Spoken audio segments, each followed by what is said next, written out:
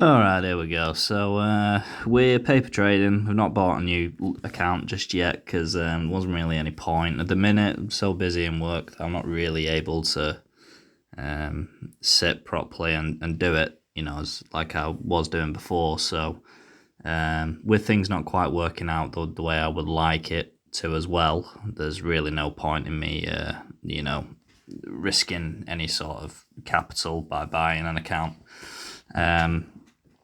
So this one, the Nasdaq pushed pretty heavily at open. We got that bull flag there that broke out, and then I was obviously just started to come back now. So this really teased our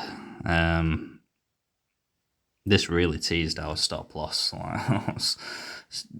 but luckily, thank God it didn't actually trigger it, and yeah, we were off to the races. So this was a good trade, nothing wrong with this one. I think this happens a lot on the 1 minute chart, really, where you get these sort of fake outs, and luckily it did start to go. We could have, I think, put our stop, take profit even higher.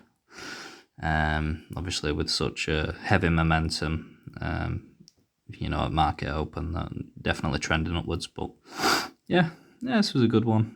It was a good day. We took 4 trades. We won 2, lost 2, but the 2 winners were much bigger, I think. Yeah, they were definitely much bigger, and which is what you want. This one was just unfortunate. We started chopping, obviously, on that pivot point. We get that big breakout candle, and then we entered really on that doji, unfortunately, and it's just started to pull back on us. Now, this is the interesting thing about when you do paper trading, because it doesn't always show you your fills properly.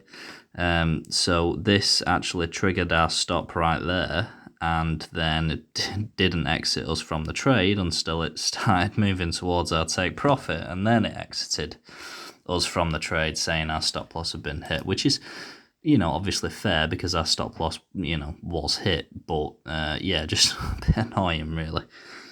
Yeah, so another one here where we've just gone for another continuation of the uptrend, just giving it another quick go.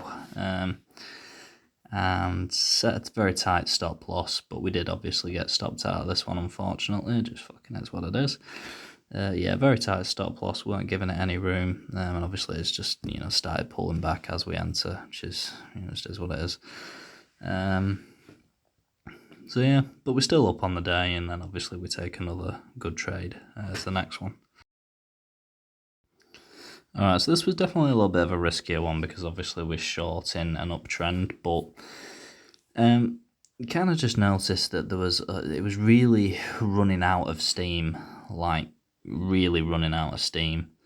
The pump ups were followed by extreme chop, followed by another move up, and the moves up were just getting smaller and smaller and tighter, and it's just like, I don't think so. I think this is going to start to move back. So at the very least, we were looking for a pop back down to the previous area of consolidation on the 1 minute chart.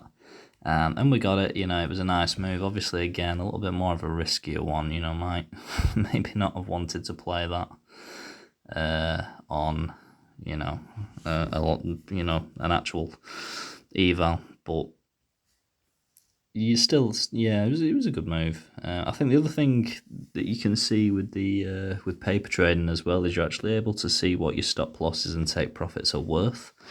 The actual amount of money that you're going to get filled at,